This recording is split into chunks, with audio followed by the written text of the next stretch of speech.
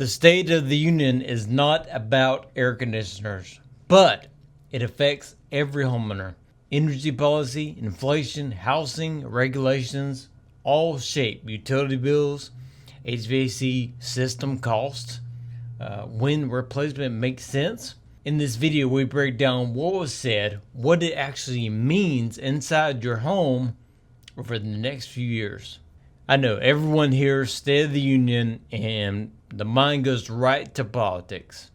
I hear it and it's a preview of what homeowners are going to deal with over the next decade. Every time energy, housing, or manufacturing comes up, it affects what it costs to live comfortably in your home.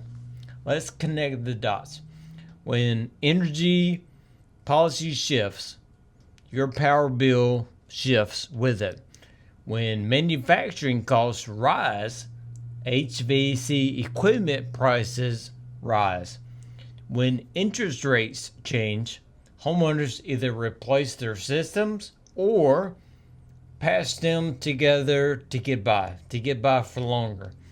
When efficiency regulations change, what gets installed in the home changes as well. And when incentives show up, people rush to upgrade.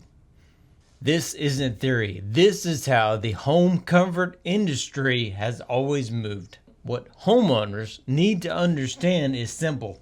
Comfort is becoming more expensive to ignore. Old systems cost more to run, repairs stack up faster, emergency replacements hit harder, and families who plan ahead are the ones who stay comfortable without financial surprises. The State of the Union is basically a long-range forecast, not for the weather, but for your home.